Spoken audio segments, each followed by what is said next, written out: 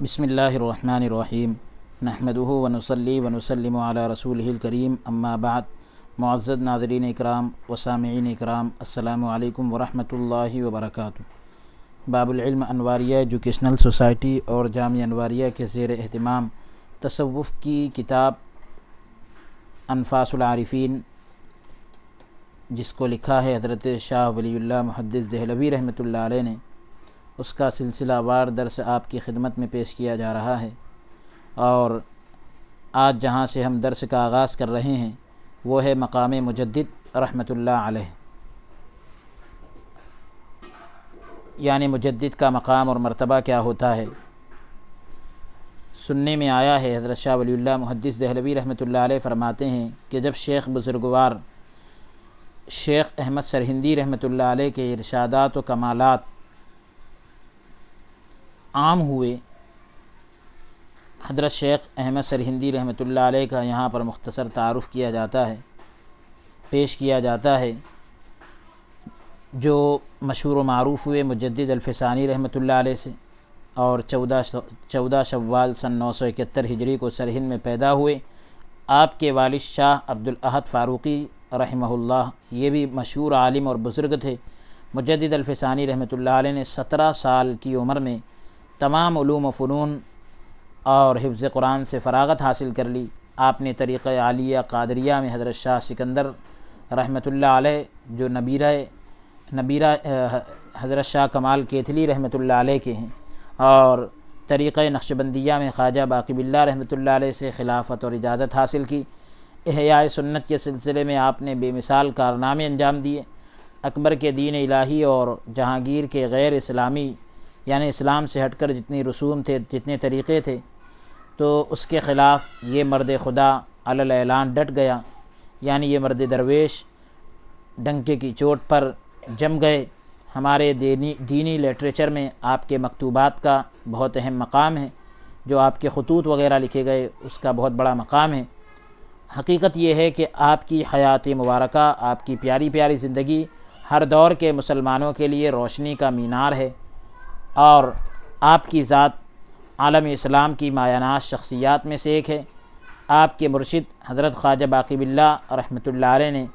آپ کے متعلق فرمایا کہ شیخ احمد وہ آفتاب ہے، وہ سورج ہے جس میں ہم جیسے کئی ستارے گم ہو جاتے ہیں۔ آپ نے متقدمین صوفیہ کے، یعنی جو پہلے صوفیہ تھے، ان کے نظریہ وحدت الوجود کے مقابلے میں وحدت الشہود کا نظریہ پیش کیا، جو بہت زیادہ مقبولیت حاصل نہ کر سکا۔ آپ کی وفات 934 ہجری میں ہوئی۔ سرہند شریف میں مزار جو ہے آپ کا مرجع خلائق ہے۔ بہرحال حضرت شیخ احمد سرہندی رحمۃ اللہ علیہ کے ارشادات جب عام ہوئے تو شیخ ادریس رحمہ اللہ نے ان کی خدمت میں کہلا بھیجا، یہ اطلاع دی کہ اگر میں زمین کی طرف دیکھتا ہوں تو زمین کو نہیں پاتا، اور اگر آسمان کی طرف نگاہ اٹھاتا ہوں تو آسمان کو معدوم پاتا ہوں، یعنی آسمان کو بھی نہیں پاتا، یہ دیکھتا ہوں کہ آسمان نہیں ہے۔ اور اسی طرح عرش اور کرسی اور بہشت اور دوزخ کو بھی، یعنی جنت اور دوزخ کو بھی موجود نہیں پاتا، اور جب کسی کے سامنے جاتا ہوں تو اس کا وجود بھی نہیں پاتا، یہاں تک کہ اپنے وجود کو بھی غیر موجود پاتا ہوں، اپنے وجود کو بھی میں موجود نہیں پاتا ہوں۔ اور وجود حق سبحانہ و تعالیٰ تو بے پایا ہے، جس کی انتہا کو کوئی نہیں پا سکا۔ یہ مطلب تمام مشائخ بھی محض یہی نقطہ کہہ کر رہ گئے ہیں، اور اس مقام سے آگے کوئی نہیں جا سکا۔ اور اگر آپ بھی اسی انتہا کو اپنا کمال سمجھتے ہیں تو کوئی مضائقہ نہیں، کوئی حرج نہیں، اور اگر کوئی دوسری بات اس کمال سے برا معلوم ہوتی ہے، یعنی اس سے ہٹ کر معلوم ہوتی ہے، تو اس سے ہمیں بھی مطلع کیجیے، ہم کو بھی اس کی اطلاع کیجیے، تاکہ ہم اور ہمارے ایک دوست جو اس مقام تک پہنچنے کی بہت خواہش رکھتے ہیں وہاں تک پہنچ سکیں۔ حضرت شیخ احمد سرہندی رحمۃ اللہ علیہ نے جواب میں لکھا، میرے مخدوم، یہ اور اس قبیل کے دوسرے حالات تلوین قلب کا نتیجہ ہیں۔ تلوین قلب جو ہے راہ سلوک میں ابتدائی منازل کا، ابتدائی درجوں کا نام ہے، جہاں ابھی تک سالک صفات کے چکر میں پھنسا ہوا ہوتا ہے اور ذات تک اس کی رسائی نہیں ہوتی، ان حالات کے تعدد کی وجہ سے، مختلف ہونے کی وجہ سے قلب کو قرار یعنی اطمینان حاصل نہیں ہوتا، اسی کیفیت کا نام تلوین ہے۔ بہرحال یہ اور اس قبیل کے دوسرے حالات تلوین قلب کا نتیجہ ہے۔ مشاہدہ بتاتا ہے کہ ان حالات کا حامل، ان کو جو برداشت کرتا ہے، ان کی جو صلاحیت رکھتا ہے، مقامات قلب میں 1/4 سے زیادہ طے نہیں کر سکا، یعنی 1/4 سے زیادہ آگے نہیں بڑھ سکا۔ وہ ابھی اسے 3 حصے طے کرنے چاہیے تاکہ معاملہ قلب کو بتمام اور کمال طے کر کے سمجھ سکے، یعنی قلب کے معاملے کو مکمل طریقے سے، پوری طریقے سے طے کر کے سمجھ سکے۔ مقام قلب سے دل کے معاملے کو یعنی طے کر کے جب پوری طریقے سے سمجھ سکے تو مقام قلب سے گزرنے کے بعد مقام روح آتا ہے، دل کے مقام سے گزرنے کے بعد روح کا مقام آتا ہے، اور مقام روح سے آگے بڑھیے تو مقام سر کا دروازہ کھلتا ہے۔ یہ مقام روح جو ہے یہ مکتوب گرامی میں لطائف 6 یعنی جو 6 لطیفے ہوتے ہیں اس کی طرف اشارہ ہے، جو یہ ہے: نمبر 1 قلب، نمبر 2 روح، نمبر 3 نفس، نمبر 4 سر، نمبر 5 خفی، نمبر 6 اخفا۔ تو یہ 6 لطائف ہے، اسی کو جو ہے کہتے ہیں کہ مقام روح سے آگے بڑھیے تو مقام سر کا دروازہ کھلتا ہے۔ تو سر وہ اسی 6 لطیفوں میں سے ایک مقام کا نام، ایک لطیفے کا نام ہے، اور مقام سر کو طے کیجئے تو مقام خفی تک رسائی ہوتی ہے، وہاں تک پہنچتا ہے، تب جا کر کہیں مقام اخفا کے بہت زیادہ جو چھپا ہوا مقام ہوتا ہے اس کے اسرار اور رموز، راز کی باتیں کھلتی ہیں۔ ان 4 حصوں کے علاوہ، یعنی ان 4 حصوں کے علاوہ قلب پر، دل پر کچھ اور اثرات بھی مرتسم ہوتے ہیں، مرتب ہوتے ہیں، جن کے احوال اور کیفیت جدا جدا ہے، الگ الگ ہے۔ ان تمام کو فرداً الگ الگ طے کرنا چاہیے۔ یہ خط پڑھ کر، یعنی پورا خط مکمل ہو گیا، اس کے بعد یہ خط پڑھ کر شیخ ادریس رحمۃ اللہ علیہ نے حضرت شیخ احمد سرہندی رحمۃ اللہ علیہ کی خدمت میں حاضری دینے اور ان کی عزیمت صحبت سے فیض حاصل کرنے کا پختہ ارادہ کر لیا، مضبوط ارادہ کر لیا کہ ان کی جو باکمال صحبت ہے اس سے فیض حاصل کرنے کا پکا ارادہ کر لیا، مگر بعض موانعات کے سبب یعنی کچھ رکاوٹوں کی وجہ سے ان کی یہ تمنا پوری نہ ہو سکی، یہاں تک کہ شیخ احمد سرہندی رحمۃ اللہ علیہ کے ایام رشد و ہدایت پورے ہو گئے، ان کے جو راہ بتلانے کے دن تھے وہ مکمل ہوئے۔ کچھ بعید نہیں، کچھ دور نہیں کہ یار دیگر سے مراد سید عبداللہ شاہ ہو، اور فقیر جو ہے یعنی حضرت شاہ ولی اللہ رحمۃ اللہ علیہ جو اس کتاب کے مصنف ہے، ان کا خیال یہ ہے کہ حضرت والد ماجد یہ قصہ حضرت شیخ آدم بنوری رحمۃ اللہ علیہ کے سلسلے میں بیان فرمایا کرتے تھے۔ تو اس طرح سے مجدد کے بارے میں یعنی مقام مجدد کا بیان مکمل ہوا۔ اب ذکر کر رہے ہیں ولی کی وسعت نظر، کہ ولی کی نظر کتنی کشادہ ہوتی ہے اور کتنی وسیع ہوتی ہے، اس کے بارے میں ذکر کر رہے ہیں۔ حضرت والد ماجد فرمایا کرتے تھے کہ شیخ ادریس رحمۃ اللہ علیہ نے حضرت شیخ آدم بنوری رحمۃ اللہ علیہ کی خدمت میں لکھ کر بھیجا کہ مجھے ہر چیز میں ایک خدا نظر آتا ہے، اور ہر در و دیوار کو اس ایک نور کی تجلیات سے بھرپور پاتا ہوں۔ شیخ آدم نے جواب میں لکھا کہ بابرکت اور عجیب حالت ہے، لیکن کاملین سلوک کے حالات سے موازنہ کیا جائے، یعنی جو سلوک کے اندر مکمل ہیں جو لوگ، تو ان کے حالات سے جب تولا جائے، برابری کی جائے، تو مجھے یہ کہنا پڑے گا کہ بھائی کسی کوچے تنگ سے گزرنے کا سوال نہیں کہ راہ سلوک میں اتنے سمٹ کر رہ گئے ہو، یعنی ایک تنگ گلی سے اور ایک دم جو مختصر گلی ہوتی ہے اس سے گزرنے کا یہ سوال نہیں ہے کہ راہ سلوک میں اتنے سمٹ کر رہ گئے ہو، یہ تو بہت چوڑا میدان ہے۔ یہ بات کہنے کا مطلب یہی ہے، یہاں تو ایک شاہراہ عظیم کھلی ہوئی ہے، بڑی سڑک ہے، جس پر تو سن فکر و خیال کو بڑا چڑھا کر دوڑایا جا سکتا ہے، جس پر تو سن فکر و خیال کو یعنی سوچ اور فکر کا جو معاملہ ہوتا ہے اس کو بڑا چڑھا کر دوڑایا جا سکتا ہے۔ یہ پڑھ کر ان پر شیخ آدم رحمۃ اللہ علیہ کی ملاقات کا شوق غالب آیا، مگر قضاء الہی یعنی خدا کا فیصلہ کہ وہ انہی دنوں بیمار ہو کر رحمت خداوندی کے سائے میں چلے گئے، انتقال کر گئے، اور سید عبداللہ رحمۃ اللہ علیہ اسی واقعے کی بنا پر ان کی وفات کے بعد حضرت شیخ آدم بنوری رحمۃ اللہ علیہ کی خدمت میں پہنچے۔ معلوم نہیں کہ یہ وہی پہلا قصہ ہے جو سہو اور نسیان سے ذرا تبدیل ہو گیا یا کوئی دوسرا واقعہ ہے، یہ بات درمیان میں ذکر کر دی گئی۔ اب حاصل کلام سید عبداللہ شیخ آدم بنوری قدس سرہ کی خدمت میں پہنچے اور ان کی صورت میں ایک عالی مقام یعنی بلند مرتبے کے متبع شریعت کے پیروکار حامل عرفان یعنی معرفت کے لائق شخص با اثر شیخ کو پا لیا۔ ان کی طرز زندگی اور طریقے فقر کو یعنی جو حامل عرفان یعنی معرفت والے با اثر شیخ کو جب پا لیا تو ان کی زندگی کا جو طریقہ تھا اور ان کے فقیری کا جو طریقہ تھا، درویشی کا جو طریقہ تھا، اس کو پسند کرتے ہوئے اوہام و شکوک یعنی وہم اور شک کی قوتوں کو شکست دے کر مدتوں ان کی صحبت میں مستحکم جمے رہے اور مقیم رہے، رکے رہے، ٹھہرے رہے۔ واضح رہے کہ سید عبداللہ رحمۃ اللہ علیہ کے چچا یا چچا زاد بھائی جن کا نام نامی سید عبدالرحمن تھا نہایت خوشحال تھے، بہت زیادہ خوشحال تھے، اور ان کا شمار بڑے امراء میں ہوتا تھا، مگر ساتھ ہی دینداری میں بھی شہرت رکھتے تھے۔ حضرت والد ماجد ان کی دینداری کا بہت ہی ذکر فرمایا کرتے تھے۔ یہ امیر نما درویش بھی یعنی امیروں کے جیسے دکھنے والے درویش بھی شیخ آدم بنوری رحمۃ اللہ علیہ کے مرید تھے۔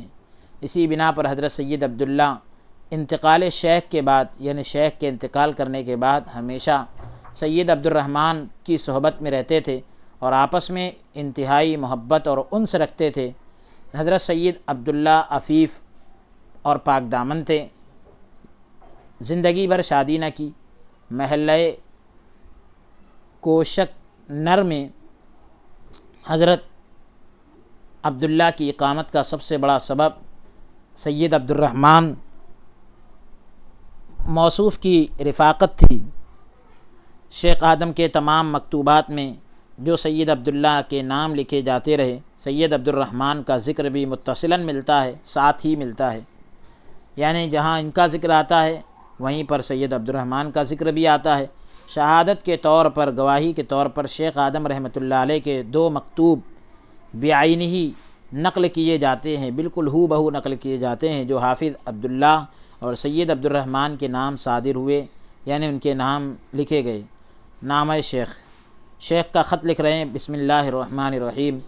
الحمد للہ رب العالمین والصلاة والسلام علی خیر خلقہ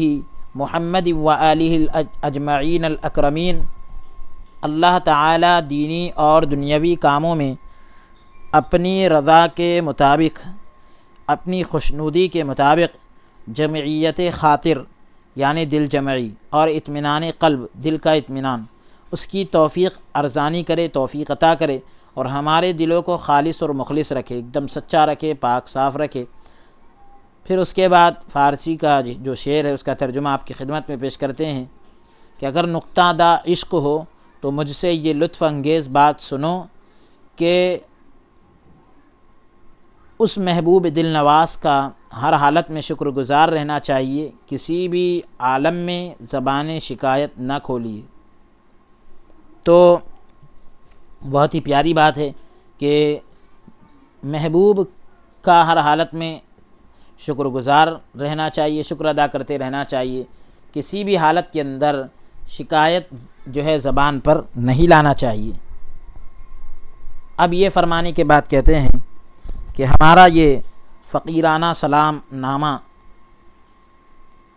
یہ درویشوں کا جو سلام نامہ ہے، ان برادران معنوی تک، یعنی ہمارے جو معنوی اعتبار سے جو بھائی ہیں ہمارے، ان تک بطریق انتباہ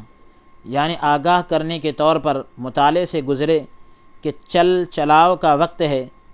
اور کل کا کام کل ہی کے عمل میں شمار ہوگا۔ اللہ نیکی کی توفیق دینے والا ہے اور اسی سے ہی راہ راست یعنی صحیح راستہ اور رشد و ہدایت کی توفیق، صحیح راستے کی توفیق اس کے حبیب آل اطہار یعنی اس کی پاکیزہ آل، اصحاب کبار یعنی بڑے بڑے صحابہ کرام اور تابعین ذی وقار یعنی جو صحابہ کرام رضوان اللہ تعالی علیہم اجمعین سے حالت ایمان میں ملاقات کرنے والے اور حالت ایمان میں دنیا سے کوچ کرنے والے لوگ ہیں جو باوقار ہیں، ان کے طفیل نصیب ہوتی ہے۔ تو رشد و ہدایت کی توفیق اللہ کے حبیب صلی اللہ علیہ وسلم اور صحابہ آپ کی پاکیزہ آل اور صحابہ کرام اور تابعین کے طفیل نصیب ہوتی ہے۔ ان سب پر صلاۃ و سلام ہو یعنی درود و سلام ہو۔ یہاں کے تمام احباب کی طرف سے برادرانہ تسلیمات مطالعہ فرمائیے۔ تو جو چیزیں قبول کرنے کی ہے اس کو آپ نظر فرمائیے۔ حضرت شیخ آدم بنوری رحمۃ اللہ علیہ کا دوسرا مکتوب، دوسرا خط جو سیادت پناہ سید امات حافظ عبداللہ اور حافظ عبد الرحمن کے نام صادر ہوا، لکھا گیا: بسم اللہ الرحمن الرحیم، الحمد للہ رب العالمین، والصلاة علی خیر خلقہ محمد وآلہ اجمعین الاکرمین۔ بندگان اخی معنوی، میرے معنوی بھائی یعنی جو سلسلے کے اعتبار سے کہیے یا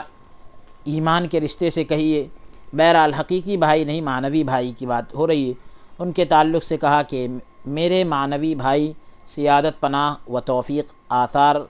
سید عماد و حافظ عبد الرحمن سلام فقیرانہ کے بعد مطالعہ فرمائیں۔ آپ اس کو پڑھیے کہ اس طرف کے حالات لائق حمد و شکر ہیں، یعنی ہمارے طرف کے حالات تو قابل تعریف ہے اور شکر کے لائق ہے، اور آپ بھائیوں کی سلامتی اور استقامت اللہ سے مطلوب ہے، اللہ سے ہم طلب کرتے ہیں۔ وہی ذات پاک نخل تمنا کو یعنی تمنا کے درخت کو وہی پاک ذات جو ہے بارآور کرنے والی ہے، پھل اسی پر آنے والے ہیں، اور تمناؤں کا جو درخت ہے اس پر پھل اللہ کی طرف سے ہی عطا ہوگا۔ خلاصہ کلام یہ کہ جناب کا ایک گرامی نامہ یعنی محترم کا ایک خط جو اخلاص سے پر تھا بارہا سے، اور دوسرا عنایت نامہ یعنی دوسرا جو خط عطا ہوا محترم حافظین حافظ عبداللہ اور حافظ عبد الرحمن، یہ دونوں حافظوں کو حافظین کا، تو ان کا لکھا ہوا خط اکبر آباد سے موصول ہوا، پہنچا۔ اللہ کا شکر اور احسان ہے کہ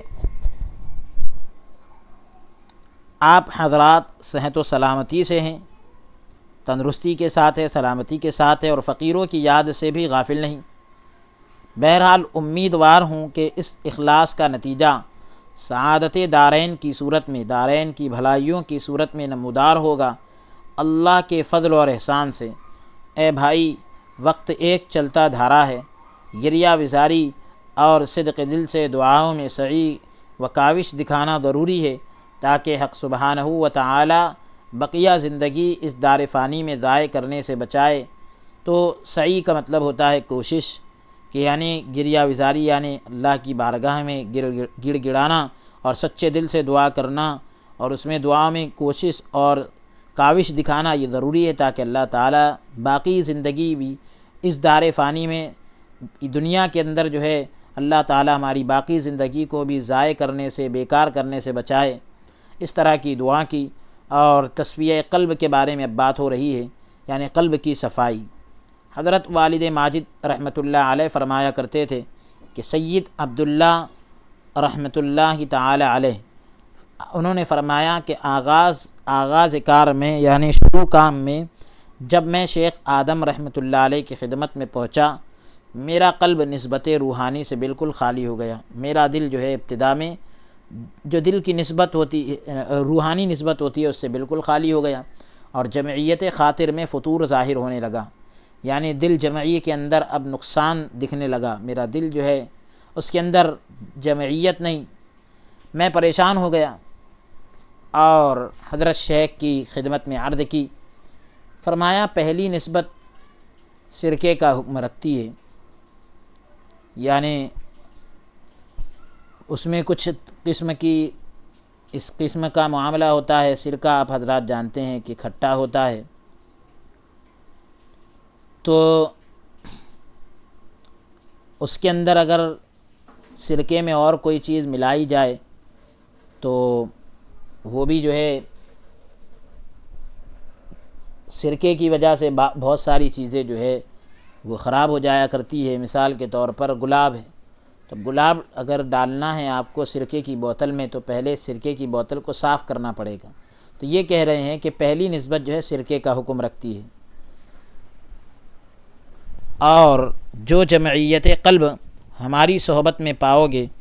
اس کی مثال گلاب کی سی ہے، گلاب کی طرح ہے۔ اور قاعدہ یہ ہے کہ اگر بوتل میں سرکہ ہو اور اس میں گلاب ڈالنے کا ارادہ کیا جائے، قاعدہ یہ ہے کہ اگر بوتل میں سرکہ ہو اور اس میں گلاب ڈالنے کا ارادہ کیا جائے تو سب سے پہلے بوتل کو خوب دھو کر صاف کیا جاتا ہے تاکہ سرکے کا ذرہ بھر بھی اثر باقی نہ رہے، تب وہ بوتل گلاب کے قابل بنتی ہے۔ اب اس کے بعد کلام ربانی کی تاثیر اور اعجاز کو ذکر کر رہے ہیں کہ قرآن کریم کا اثر کیسا ہوتا ہے اور اس کا اعجاز یعنی کس طریقے سے وہ دنیا کے سارے کلاموں کو عاجز کر دیتا ہے، بے بس کر دیتا ہے، اور اس کی اعجازی شان، معجزے والی شان اس کو ذکر کریں گے۔ حضرت والد شیخ آدم بنوری رحمۃ اللہ علیہ کی اولاد میں سے کسی بزرگ سے نقل فرماتے تھے، یعنی حضرت شاہ ولی اللہ محدث دہلوی رحمۃ اللہ علیہ کے والد گرامی حضرت شاہ عبد الرحیم محدث دہلوی رحمۃ اللہ علیہ جو ہے تو شیخ آدم بنوری رحمۃ اللہ علیہ کی اولاد میں سے کسی بزرگ سے نقل فرماتے تھے، بیان کرتے تھے کہ سید عبداللہ صحبت شیخ آدم کے دوران حضرت شیخ آدم بنوری رحمۃ اللہ علیہ کی صحبت کے بیچ میں ایک دن کسی درخت کے نیچے پورے اطمینان قلب کے ساتھ آنکھیں بند کیے ہوئے، یعنی آنکھوں کو بند کر کے تلاوت قرآن میں مشغول تھے۔ اسی اثنا میں یعنی اسی دوران بہت سی چڑیاں درخت سے گر کر مرتی رہیں، بہت سی چڑیاں درخت سے گر کر مرتی رہیں، اور وہ لوگ جو ماوراء النہر سے حضرت شیخ کی بیعت کے لیے آئے ہوئے تھے، یعنی حضرت شیخ سے مرید ہونے کے لیے آئے تھے، تو دور دراز سے آئے ہوئے تھے، ذوق سماع سے وجد میں آ گئے۔ سماع کا جو ذوق ہوتا ہے اس سے جو ہے ایک الگ کیفیت طاری ہو گئی۔ کسی نے حضرت شیخ آدم رحمۃ اللہ علیہ کو اس صورتحال سے مطلع کیا، اطلاع دی۔ آپ تشریف لائے اور فرمایا کہ حافظ اب بس کرو۔ حافظ نے آنکھ کھولی، انکساری کے ساتھ کھڑے ہو گئے اور چپ سادھ لی، یعنی خاموش ہو گئے۔ حضرت والد گرامی فرماتے تھے کہ سید صاحب جب بھی قرآن پڑھتے مسجد میں کوئی شخص ایسا نہ ہوتا جو قرآن ان کی قرأت سن کر ذوق سماع سے سر نہ دھن رہا ہو، مطلب جھومنے لگتا تھا ہر ایک شخص۔ ایک مرتبہ دار اشکوہ نے 9 قاری ان کے امتحان کے لیے بھیجے، تو ان کے امتحان کے لیے 9 قاری آئے، ہر ایک مختلف قواعد، مثال کے طور پر وقف، مد، تفخیم یعنی پر اور تفخیم، ترقیق یعنی پر اور باریک پڑھنے کے قواعد جو ہوتے ہیں، یرملون وغیرہ۔ یرملون بھی یعنی یہ حروف ادغام جو ہے ان کے مجموعے کا نام ہے، یا را میم لام واو نون۔ تو یرملون وغیرہ میں امتحان لینا چاہتا تھا، اور حضرت حافظ صاحب سے ان قواعد میں قرأت کی استدعا کرتا تھا، یعنی ان قواعد کے مطابق قرأت کرنے کی درخواست کرتا تھا۔ سید صاحب نے فرمایا کہ اگر 2 رکوع سننا چاہتے ہو تو ابھی سنائے دیتا ہوں، اور اگر تھوڑا سا انتظار کر لو تو نماز چاشت کے بعد 2 پارے سنا دوں گا۔ چنانچہ یہ حضرات رک گئے، مگر ان 2 پاروں کی قرأت میں کوئی لائق بحث بات نہ پا سکے، یعنی کوئی ایسی بات نہ ملی کہ جس میں وہ اب بحث کر سکے اور کچھ حجت کر سکے۔ فراغت کے بعد حضرت حافظ صاحب نے فرمایا کہ لوگ 7 قرأتوں کو اس طریق پر پڑھتے ہیں، اس طرح سے 7 قرأتوں کو پڑھتے ہیں کہ جسے قرأت سبعہ کہا جاتا ہے، تو کہ ہر لفظ کو مختلف طریق سے، الگ الگ طریقے سے تلفظ کرتے ہیں، ادائیگی کرتے ہیں، مگر یہ طریقہ میرے نزدیک کچھ وقعت نہیں رکھتا، کچھ اہمیت نہیں رکھتا، اتنی اہمیت نہیں رکھتا۔ میرے خیال میں بہترین طریقہ یہ ہے کہ ایک بار طریق عاصم کوفی پر تلاوت کی جائے۔ بہتر طریقہ انہوں نے بتلایا کہ ایک ہی تلاوت میں الگ الگ انداز اپنانے کے بجائے ایک بار یہ طریق عاصم کوفی کو، امام عاصم کوفی کا جو طریقہ کار ہے اس پر تلاوت کی جائے کہ دوسرے کسی کا طریقہ بھی اس قرات میں مخلوط نہ ہو، نہ ملے، اور دوسری بار تمام قرآن کو ابو عمرو کے طریق پر پڑھا جائے اور اس میں دوسروں کے طریق کو نہ ملایا جائے، کسی اور قرات کو اس میں مطلب شامل نہ کیا جائے، صرف ابو عمرو کے قرات پر پڑھا جائے اور اسی طریق پر پھر باقی تمام قراتوں کی تکمیل کی جائے، مکمل کیا جائے۔ یہ سن کر ممتحن قاری عاجز آ گئے۔ جب انہوں نے یہ بات سنی تو جو امتحان لینے آئے تھے قراء حضرات وہ تو جو ہے عاجز آ گئے، بے بس ہو گئے۔ کشف اور کرامت نہیں، ایک اور باب جو الگ سے قائم کر رہے ہیں، کشف اور کرامت نہیں، جہد اور استقامت، یعنی محنت اور مشقت ہونا چاہیے اور استقامت ہونا چاہیے، یعنی جم جانا چاہیے کسی بھی عمل پر۔ کشف اور کرامت کے بجائے جہد اور استقامت یعنی کوشش اور استقامت کو زیادہ ترجیح دی جا رہی ہے۔ اب کہہ رہے ہیں کہ حضرت والد ماجد حضرت شاہ عبد الرحیم رحمۃ اللہ علیہ نے فرمایا کہ میں نے یہ نکتہ حضرت حافظ صاحب سے کئی بار سنا کہ کفش برسر کشف، کشف اور کرامت کے سر پر جوتے، کشف اور کرامت کے سر پر جوتے، یعنی صوفیہ کے نزدیک استقامت معتبر ہے نہ کہ کرامت، اعتبار ان کے نزدیک استقامت کا ہے، کرامت کا نہیں۔ قبلہ والد صاحب فرماتے تھے کہ حضرت حافظ صاحب کا طریقہ عزلت اور گمنامی تھا، حضرت حافظ صاحب کا طریقہ عزلت اور گمنامی تھا، یعنی گوشہ نشینی، تنہائی اختیار کر لینا اور گمنام رہنا۔ لوگوں میں اس طرح گھل مل کر رہتے تھے کہ کوئی انہیں کسی خصوصیت سے الگ نہیں کر سکتا تھا، کسی خاص اعتبار سے ان کو الگ نہیں کیا جا سکتا تھا، ایسا مل کر لوگوں میں رہتے تھے۔ وہ اکثر بوڑھی یعنی زیادہ تر بوڑھی یا بیوہ عورتوں کے دروازوں پر چکر لگایا کرتے تھے تاکہ انہیں پانی، اناج وغیرہ ضروریات خانگی یعنی گھر کی جو ضروریتیں ہیں بازار سے لا کر دے سکے، تو بوڑھی عورتوں کے گھر پر جا کر چکر لگاتے تھے تاکہ ان کی ضرورت کا سامان لا کر دے دے۔ بسا اوقات یعنی کبھی کبھی ایسا ہوتا تھا کہ ضعیف خادمائیں اپنے آقاؤں کا سامان لینے آتی تو حضرت حافظ صاحب ان کی یہ خدمات اپنے ذمے لے کر منزل مقصود تک پہنچا آتے۔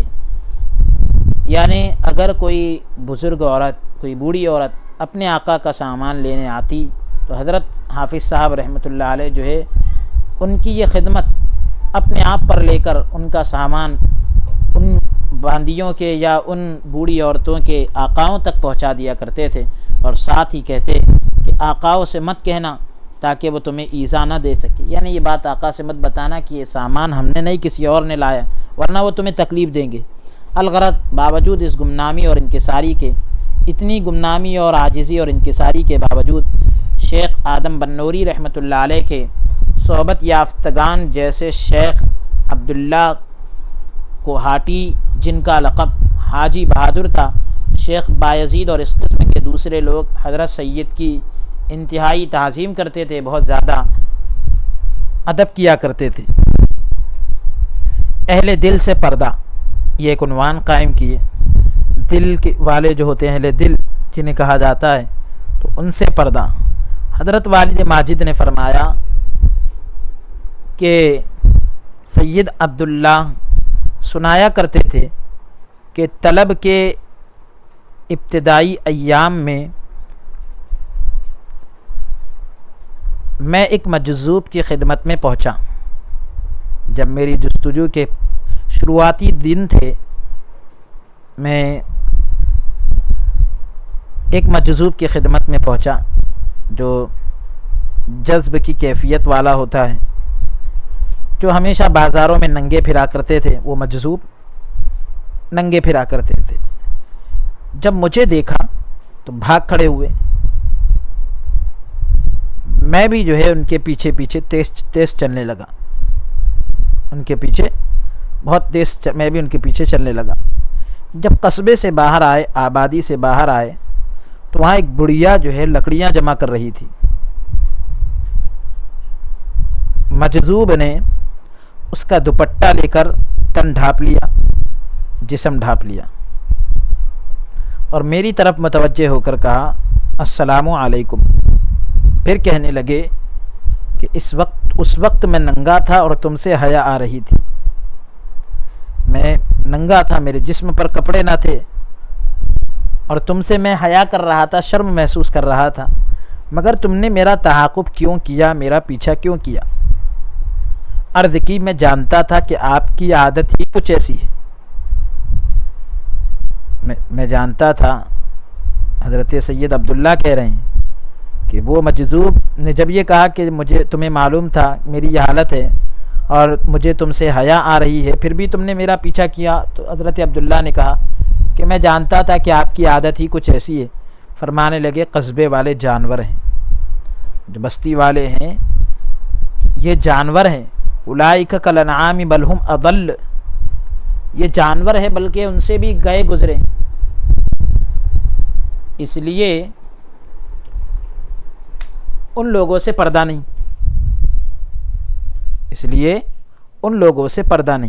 نہیں کرتا، مگر جب کوئی اہل دل پہنچ جاتا ہے تو پابند ہو جاتا ہوں۔ سرمد شہید رحمۃ اللہ علیہ کے متعلق مشہور ہے کہ آپ اکثر برہنہ رہا کرتے تھے، جسم پر کپڑے نہیں ہوتے تھے۔ علماء نے اورنگزیب عالمگیر رحمۃ اللہ علیہ پر زور دیا کہ وہ سرمد شہید رحمۃ اللہ علیہ کو اس حرکت کی سزا دے۔ جب بادشاہ نے سرمد شہید رحمۃ اللہ علیہ سے پوچھا تو انہوں نے فرمایا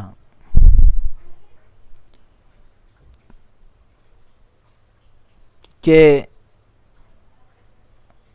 آکس کے ترا تاج جہانی داد، مارا ہمہ اسباب پریشانی داد، پوشانید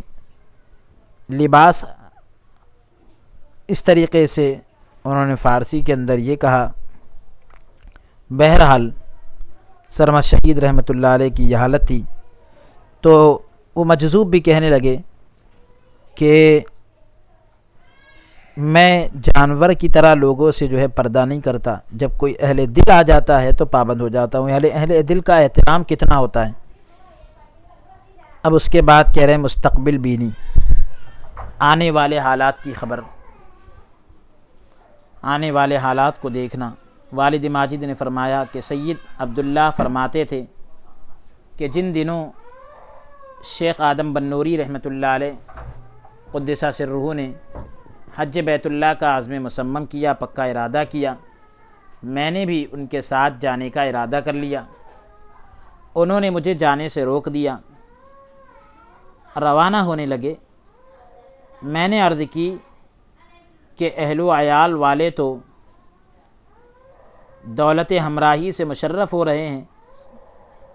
والد ماجد یہ فرماتے تھے کہ جب شیخ آدم بنوری رحمۃ اللہ علیہ نے حج بیت اللہ کا عزم مصمم کیا، یعنی پختہ ارادہ کیا، میں نے بھی ان کے ساتھ جانے کا ارادہ کیا، تو انہوں نے مجھے جانے سے روک دیا۔ اب روانہ ہونے لگے تو میں نے کہا اہل و عیال والے تو دولت ہمراہی سے، یعنی ساتھ رہنے کی جو دولت ہے اس سے مالا مال ہو رہے ہیں۔ فقیر جو غیر شادی شدہ ہے، اور یعنی اپنے بارے میں کہہ رہے ہیں کہ جو غیر شادی شدہ ہے اور کسی کے نان و نفقے کا متحمل بھی نہیں، یعنی کسی کے اخراجات کی میرے اوپر ذمہ داری بھی نہیں، اسے کیوں محروم کیا جا رہا ہے؟ فرمانے لگے کہ تمہارا ٹھہرانا حکمت پر مبنی ہے، تم کو یہاں رکوانا جو ہے یہ حکمت پر مبنی ہے، حکمت پر اس کی بنیاد ہے جو تمہیں بعد میں معلوم ہو جائے گی۔ یہ حکمت تم کو بھی بعد میں معلوم ہوگی۔ اب معلوم ہوا کہ وہ حکمت تمہاری تربیت سے عہدہ برآ ہونا تھا، تمہاری تربیت سے عہدہ برآ ہونا، مطلب یہ کہ اب تمہاری تربیت کی جو ذمہ داری ہم پر تھی اب وہ ہٹ چکی ہے۔ اس کے بعد کہہ رہے ہیں ہو نہار بروا۔ حضرت والد ماجد فرمایا کرتے تھے کہ حضرت سید عبداللہ سنایا کرتے تھے کہ جب تم شاہ عبدالرحیم رحمۃ اللہ علیہ، یعنی ان سے کہا کرتے تھے کہ جب تم، یعنی شاہ عبدالرحیم رحمۃ اللہ علیہ سے کہہ رہے کہ بچپن میں بچوں کے ساتھ کھیلا کرتے تھے تو ہم اپنے دل میں تمہارے لیے کشش محسوس کرتے تھے، اور دعا کیا کرتے تھے بار خدا اللہ عز و جل کی بارگاہ میں دعا کرتے تھے کہ اس بچے کو زمرہ اولیاء میں شریک کر، اور اس کے کمالات میرے ہاتھوں پائے تکمیل کو پہنچا۔ الحمدللہ میری دعاؤں کا اثر ظہور پذیر ہوا، یعنی میری دعا کا جو اثر ہے وہ ظاہر ہو چکا ہے۔ اب اس کے بعد کہہ رہے ہیں کرامت مکتب یا فیضان نظر، مکتب کی کرامت یا نظر کا فیضان، اس تعلق سے فرما رہے ہیں کہ والد ماجد فرمایا کرتے تھے کہ حضرت سید عبداللہ رحمۃ اللہ علیہ مجھ سے کوئی خدمت نہیں لیتے تھے، اگر میں خدمت کرنا چاہتا تو کسی بہانے باز رکھنے کی کوشش کرتے، یعنی دور رکھنے کی کوشش کرتے، کسی بھی اعتبار سے خدمت نہیں لیتے تھے، مجھ سے کوئی خدمت نہیں لیتے تھے، کسی بھی بہانے سے مجھ کو دور کر دیتے تھے۔ ان کی اس روش سے، ان کی اس عادت سے ایک رات میرے دل میں وسوسہ پیدا ہوا، خیال پیدا ہوا، چنانچہ اس خیال کے اظہار کی خاطر، اس خیال کو ظاہر کرنے کے لیے ان کے حجرے میں چلا گیا۔ گرمی کا وقت تھا، کپڑے بدن سے اتار رکھے تھے، مجھے دیکھتے ہی خوش آمدید کہا، مرحبا کہا، اور فرمایا، یعنی تمہارا آنا مبارک ہو، اس طرح کہا، فرمایا میرے جسم کی میل کھرچ لو۔ حضرت سید عبداللہ نے حضرت شاہ عبد الرحیم رحمۃ اللہ علیہ سے کہا کہ میرے جسم کا میل کھرچ لو۔ میں انتہائی مسرت سے، انتہائی خوشی سے بدن کی میل صاف کرنے لگا، بدن کی میل کو جو ہے دور کرنے لگا۔ درمیان میں فرمایا پورے ہاتھ کو کیوں تکلیف دیتے ہو، یہ کام تو 2 انگلیوں سے بھی ہو سکتا ہے۔ چنانچہ میں نے 2 انگلیوں سے میل صاف کرنے پر اکتفا کی، یعنی 2 انگلیوں سے ہی میل صاف کرنے لگا، تیسری انگلی کا استعمال نہیں کیا۔ پھر فرمایا راہ طریقت کی راہ میں طالب سے خدمت لینے کی جو شرط تھی، طالب سے خدمت لینے کی جو شرط تھی وہ میرے ساتھ پیوست ہو کر تم نے تو پوری کر لی، تم نے پوری کر لی ہے۔ آئندہ کسی بھی ایسے اندیشے کو دل میں راہ مت دو، کسی بھی ایسے خیال کو دل میں جگہ مت دو، کیونکہ میں نے اپنی طرف سے صحبت ظاہری اور باطنی جو صحبت ہوتی ہے اس کے تمام حقوق تمہیں معاف کر دیے۔ صحبت ظاہری اور باطنی کے جتنے حقوق ہوتے ہیں وہ تمہیں میں نے کیا کر دیے، معاف کر دیے۔ حضرت سید صاحب رحمۃ اللہ علیہ ایک بزرگ سے جو شیخ آدم بنوری رحمۃ اللہ علیہ کا صحبت یافتہ تھا، یعنی ان کی صحبت میں رہا کرتا تھا، مصنف کے گمان میں یہ بزرگ سید صاحب کے عم محترم یعنی چچا تھے، یا ان کے کوئی عمزاد بھائی یعنی چچازاد بھائی تھے۔ روایت کرتے تھے کہ شیخ آدم بنوری رحمۃ اللہ علیہ کے جو صحبت یافتہ تھے تو ان بزرگ سے حضرت سید صاحب روایت کرتے تھے کہ سید علم اللہ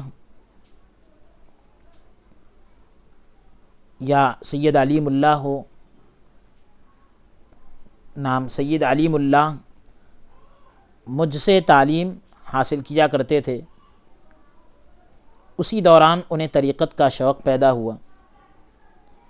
اور شیخ آدم بنوری رحمۃ اللہ علیہ کی خدمت میں حاضری دینے لگے۔ اکثر اوقات زیادہ تر جو ہے حصول علم میں بھی حرج اور ناغہ ہونے لگا، علم کے حاصل کرنے میں بھی دشواری ہونے لگی، ناغہ ہونے لگا۔ اس بات پر میں نے انہیں بہت ٹوکا۔ اسی اثنا میں، اسی دوران میں میری زبان سے نکلا، علم سے بہرا عامی فقیروں سے تمہیں کیا فائدہ حاصل ہوگا۔ بے بہرا یعنی جن کو علم سے کوئی لگاؤ نہیں، ایسے عام درویشوں سے تمہیں کیا فائدہ حاصل ہوگا۔ یہ سن کر سید علیم اللہ کی حالت تبدیل ہو گئی، حالت بدل گئی اور کہنے لگے کہ تم اور تم جیسے لوگ اگر ان کی صحبت میں آئیں تو اپنے آپ کو گونگے اور جاہل مطلق سمجھنے لگیں۔ اگر آئیں گے ان کی صحبت میں تمہارے جیسے لوگ تو اپنے آپ کو گونگا سمجھیں گے، یعنی کچھ بولنا نہیں آتا یہ سمجھیں گے، اور جاہل مطلق یعنی بالکل جاہل سمجھیں گے۔ میں یہ سن کر بہت تلملایا، بہت تڑپ اٹھا اور بھڑک اٹھا، اور علم کلام کا ایک انتہائی مشکل ترین مسئلہ تلاش کر کے انہیں عاجز اور زج کرنے کی نیت سے، یعنی جو منطق کا ایک انتہائی مشکل مسئلہ ہوتا ہے، تو تلاش کر کے جو ہے میں نے ڈھونڈ ڈھانڈ کے جو ہے انہیں بے بس کرنے کی اور انہیں ہرانے کی نیت سے ان کے پاس پہنچ گیا۔ بہت عزت و تکریم سے پیش آئے۔ میں نے اپنا اشکال پیش کیا۔ پہلے تو فرمانے لگے کہ یہ مسئلہ خالص علمی ہے، یہ مسئلہ جو ہے بالکل علمی سوال ہے، اور فقیر عامی ہے، فقیر تو جو ہے عام درویش ہے، ہاں البتہ تم عالم ہو، میں کیا جانوں، یہ تو تم ہی سے حل کرانا چاہیے۔ اسی طرح ٹال مٹول کرتے رہے، یہاں تک کہ میں نے یقین کر لیا کہ انہیں علم لدنی کا کوئی دعویٰ نہیں، اور مشکل مسئلے میں ان کی بے مائگی مجھ پر ظاہر ہو گئی کہ کیسی بے بسی ہے، مشکل مسئلہ ان سے حل نہیں ہونے والا۔ میرے دل میں اس خیال کا آنا تھا، بس یہ خیال آیا ہی تھا کہ ایک دم سے جو ہے ان کا چہرہ سرخ ہو گیا، لال ہو گیا، اور بلند آواز سے فرمانے لگے، اونچی آواز سے کہنے لگے کہ یہ ایسا مسئلہ ہے کہ اگر مشرق اور مغرب کے علماء جمع ہو تو بھی حل نہ کر سکے، مشرق اور مغرب کے علماء اکٹھے ہو جائے تو بھی یہ مسئلہ حل نہیں ہو سکتا۔ ہاں البتہ ہم اسے حل کریں گے، پھر غیر مبہم، یعنی غیر مبہم اس طریقے سے کہ جو نہ چھپی ہوئی ہو، شگفتہ، یعنی بالکل کھلے انداز سے کہہ لیجیے آپ، غیر مبہم یعنی کھلے انداز سے شگفتہ اور پر تاثیر تقریر شروع کی، ایک دم با اثر تقریر وضاحت شروع کی، جس سے اشکال رفع ہو گیا، دور ہو گیا۔ ایسی وضاحت کی آپ نے، ایسے معارف اور نکات بیان کی، ایسی باتیں بیان کی اور ایسی تعریفات کی، ایسے نکات بیان کیے جن تک میرا فہم اور شعور نہیں پہنچ سکتا تھا، میری سمجھ اور میری سوچنے کی صلاحیت وہاں تک نہیں پہنچ سکتی تھی، اور اکثر باتیں میری سمجھ سے بالاتر تھی، میری سمجھ سے اوپر جا رہی تھی۔ میں اپنے آپ کو ان کے آگے طفل مکتب سمجھنے لگا، ایک مکتب کا چھوٹا سا بچہ سمجھنے لگا۔ جب ان کی مجلس سے اٹھا تو خیال آیا کہ ان کی سچائی ظاہر ہو چکی ہے، لہذا توبہ کر لینا چاہیے، مگر جھوٹی انا اور خواہش نفس نے ایسا پکڑ کے رکھا تھا کہ دوبارہ علم تفسیر کا ایک مشکل ترین مسئلہ ڈھونڈ کر ان کے سامنے پیش کیا۔ مطلب میں یہ سمجھ رہا تھا کہ یہ اچھے عالم نہیں ہیں، یہ تو کیسے بھی خیر دے دیے ایک مسئلے کا جواب، لیکن پھر بھی مجھے اطمینان نہیں ہوا۔ پھر ایک تفسیر کا ایک مشکل مسئلہ ڈھونڈ کے ان کے سامنے پیش کیا۔ اس بار بھی روز اول کی طرح، پہلے کی طرح تعظیم سے پیش آئے، بعد ادب سے پیش آئے، اور شروع میں حد سے زیادہ یعنی بہت زیادہ معذرت کرنے لگے، بہت زیادہ عذر پیش کرنے لگے، جس سے مجھے شبہ گزرا، یعنی ڈاؤٹ ہوا، شک ہوا کہ شاید اس مسئلے کے بیان سے عاجز آ گئے ہیں۔ ایسا لگتا ہے کہ یہ مسئلہ پیش نہیں کر سکتے یا یہ مسئلے کا جواب نہیں دے سکتے، مگر یکدم پلٹا کھایا، ایک دم سے معاملہ پلٹا اور تقریر دل پذیر شروع کر دی، ایسی دل کو چھونے والی تقریر کی۔ تیسرے دن بھی یہی واقعہ پیش آیا، جس سے متاثر ہو کر، یعنی ان سے متاثر ہو کر میں نے دل میں کہا کہ یہ راست رو، یعنی سچ بیان کرنے والے اور منصف مزاج ہیں، انصاف پسند ہیں، لیکن میرے اندر کجروی اور خامی، کھوٹ تو میرے اندر ہے، یہ تو بہت صحیح انسان ہے۔ چنانچہ میں نے ان کا امتحان اور آزمائش لینے سے توبہ کر لی، اور اپنی خطا اور قصور کا معترف ہو کر، اپنے جرم اور اپنی غلطی کا اعتراف کر کے، نیاز مندی اور انکساری سے ان کی مجلس میں پہنچا، بہت ہی بادب طریقے سے عاجزی اور انکساری کے ساتھ ان کی مجلس میں پہنچا۔ اس بار کوئی توجہ نہ کی فرمائی، جوتیوں میں بیٹھا۔ ان کی مجلس میں جب میں پہنچا تو اس بار کوئی توجہ نہ فرمائی، جوتیوں میں بیٹھا، توبہ وزاری کا اظہار کرتا رہا۔ فرمانے لگے، تم تو صاحب علم ہو، سر کے بال کن پٹیوں سے نیچے کیوں چھوڑ رکھے ہو؟ تم تو علم والے ہو، سر کے بال جو ہے تمہاری کن پٹیوں سے نیچے کیوں آ رہے ہیں، اور تہبند ٹخنوں سے نیچے کیوں لٹک رہا ہے، جو تمہاری لنگی وغیرہ ہے یہ ٹخنے سے نیچے کیوں آ رہی ہے؟ حجام کو بلوایا، نائی کو بلوایا، سر منڈوا دیا، سر کے بال پورے کٹوا دیے، اور تہبند ٹخنوں سے اوپر کرایا، لنگی وغیرہ جو بھی پاجامہ وغیرہ پہنے تھے اس کو جو ہے سر ٹخنوں سے اوپر کرایا اور بیعت میں قبول فرمایا۔ سننے میں آیا ہے کہ شیخ ابراہیم مراد آبادی طریقہ چشتیہ سلسلے کے ایک نامور بزرگ تھے، نامچین تھے۔ وہ کہتے تھے کہ طلب سلوک کے آغاز میں، سلوک کی طلب کے شروعاتی دور میں جب میں شیخ آدم بنوری رحمۃ اللہ علیہ کی خدمت میں پہنچا تو ان دوستوں میں سے ایک بزرگ نے میری سفارش کی، میرے بارے میں کچھ سفارش کی کہ حضرت یہ شخص صحیح معنوں میں طالب خدا ہے، خدا کا طلبگار ہے۔ اسی وقت مجھ پر شیخ نے ایسی نگاہ ڈالی کہ مجھ پر ایک کیفیت طاری ہو گئی جو اب تک باقی ہے۔ چند روز کچھ دن وہاں ٹھہر کر راہ سفر کا راستہ اپنایا اور شیخ محمد صادق قدس سرہ کے حلقہ ارادت میں شامل ہو گیا، مرید بن گیا، اور وہاں سے بھی بے انتہا بہت زیادہ روحانی فوائد حاصل کیے، مگر ریاضت اور تصفیہ قلب کے بعد معلوم ہوا، بہت زیادہ عبادت و ریاضت اور قلب کی صفائی کے بعد معلوم ہوا کہ میری جمعیت خاطر اور للہیت کا اصل سرمایہ شیخ آدم بنوری رحمۃ اللہ علیہ کی وہی نگاہ کرم ہے۔ میرے دل جمعی کا اور للہیت یعنی اللہ کی جو رضا کا اصل سرمایہ، اصل جو دولت ہے وہ شیخ آدم کی نگاہ کرم ہے۔ ریاضات اور مجاہدات، ان دونوں چیزوں نے اس میں رونق و صفا، ریاضات اور مجاہدات یعنی عبادت اور محنت اور مشقت کا جو معاملہ ہوتا ہے، عبادتوں کے اندر جستجو اور عبادتوں کے اندر کوشش، یہ ساری چیزوں نے اس میں جو ہے رونق اور صفا یعنی صاف صفائی اور زیادہ رونق، اس کے علاوہ کوئی اضافہ نہیں کیا، یعنی بہت زیادہ صفائی ہی آئی ہے۔ سننے میں آیا ہے کہ شیخ بایزید رحمۃ اللہ علیہ جو اللہ گو کے لقب سے مشہور تھے، اللہ گو کے لقب سے مشہور تھے، مرد سخی اور بے طمع تھے، بہت زیادہ سخی آدمی تھے اور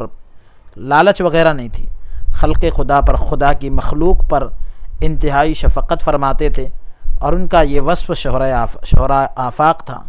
یعنی دنیا بھر کے اندر ان کا یہ لقب جو ہے مشہور تھا۔ نگاہ شیخ فرمایا کرتے تھے کہ ابتدائے سلوک کے شروعاتی دور میں جب میں حضرت شیخ آدم کی بارگاہ میں پہنچا تو دیکھا کہ تمام ارادت مندوں نے شیخ کے گھر کی خدمات، تمام مریدوں نے شیخ کے گھر کی خدمتوں کو اور کام کاج کو آپس میں بانٹ رکھا ہے، آپس میں تقسیم کر لیا ہے،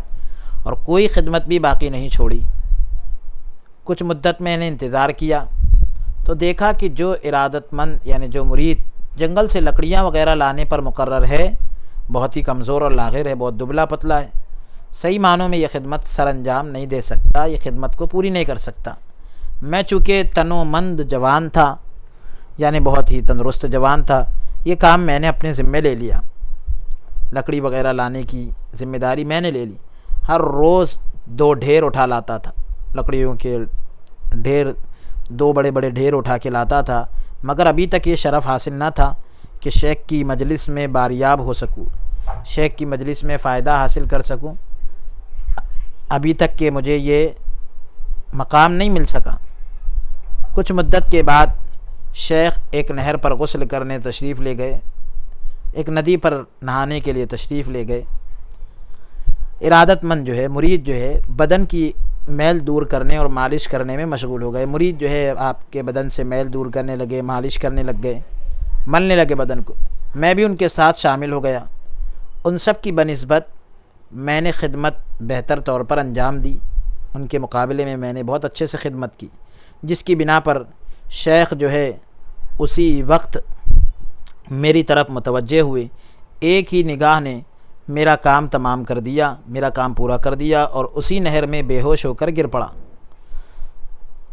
ساتھ ہی مجھے مردے کی طرح وہاں سے خانہ شیخ تک لائے، اٹھا لائے، شیخ کے گھر تک لائے۔ 6 مہینے بعد پھر اسی نہر پر شیخ کی مالش بدن میں مصروف تھا، بدن کو ملنے میں لگا ہوا تھا کہ ازراہ کرم کی اعتبار سے مجھ سے دریافت حال فرمایا، میرا حال پوچھا۔ اس التفات کی کیفیت سے، اس متوجہ ہونے کی کیفیت سے میں پھر بے ہوش ہو گیا۔ میرے پلے جو کچھ بھی ہے، یعنی آج میرے پاس جو بھی ہے، یہ اسی نگاہ لطف کا صدقہ ہے، اسی مہربانی والی نگاہ کا کرم ہے جو حضرت شیخ نے 2 مرتبہ مجھ پر مبذول فرمائی، 2 مرتبہ میری طرف فرمائی۔ حضرت فرماتے ہیں کہ ایک شخص نے شیخ آدم کی خدمت میں حاضر ہو کر توجہ طلب کی، ایک شخص نے حضرت شیخ آدم بنوری رحمۃ اللہ علیہ کی خدمت میں حاضر ہو کر توجہ مانگی، فرمایا وضو کر کے 2 رکعت پڑھ لے۔ یہ سن کر میرے سامنے اس شخص نے منہ بنا کر کہا، نماز کا وضو تو حکم نبوی صلی اللہ علیہ وسلم کی روح سے گناہوں کا کفارہ ہے۔ نماز کے لیے جو وضو کیا جاتا ہے تو حضور علیہ السلام کے حکم کے اعتبار سے دیکھا جائے تو یہ گناہوں کا کفارہ ہے، پھر تمہاری توجہ کی کیا ضرورت؟ یعنی جب وہ شخص جو ہے شیخ آدم کی خدمت میں حاضر ہو کر کہنے لگا کہ توجہ کیجیے، تو آپ نے فرمایا وضو کر کے 2 رکعت پڑھ لے، تو اس نے دل میں یہ خیال کیا کہ وضو کرنے سے تو ایسے ہی گناہ دھل جاتے ہیں، تو پھر آپ کی کیا ضرورت، آپ کی توجہ کی کیا ضرورت؟ تو اس نے یہی کہا کہ پھر آپ کی توجہ کی کیا ضرورت ہے؟ تو شیخ آدم بنوری رحمۃ اللہ علیہ اس کی بے ادبی سے درگزر فرماتے ہوئے، یعنی اس کی بے ادبی کو معاف کرتے ہوئے اٹھ کر چلے گئے۔ اسی وقت الہام ہوا۔ الہام کی کس کو کہتے ہیں؟ اس کی حقیقت یہ ہے کہ بلا واسطہ کسی نظر اور اکتساب کے، یعنی کسی نظر اور کسب کے واسطے کے بغیر کوئی حقیقت جو ہے قلب میں آ جائے، دل میں آ جائے۔ جیسے حضرت زکوٰۃ کا جو لوگ انکار کرتے تھے ان کے بارے میں حضرت عمر رضی اللہ عنہ کا یہ کہنا کہ ان اللہ شرح صدر ابی بکر، تو الہام ہی کی ایک قسم ہے کہ اللہ نے ابو بکر کے سینے پر الہام کیا رضی اللہ عنہ۔ بہرحال اسی وقت الہام ہوا، خدا کی طرف سے یہ بات دل میں آئی کہ ہم نے تو تمہیں اپنی مخلوق میں اس لیے رکھا ہے کہ بے ادبیوں سے درگزر کرو اور انہیں راہ ہدایت دکھاؤ، صحیح راستہ دکھاؤ۔ تم نے وَيَدْرَؤُونَ بِالْحَسَنَةِ السَّيِّئَةَ، یعنی برائی کے بدلے نیکی کو اختیار کرتے ہیں، اس پر عمل کیوں نہیں کیا؟ اس پر شیخ نے اس آدمی کی، حضرت شیخ آدم بنوری رحمۃ اللہ علیہ نے اس آدمی کے پیچھے کسی کو بھیجا تاکہ اسے واپس لے آئے اور آداب مجلس سلوک کے برعکس اس پر خاص توجہ فرمائی۔ سلوک کی مجلس کے آداب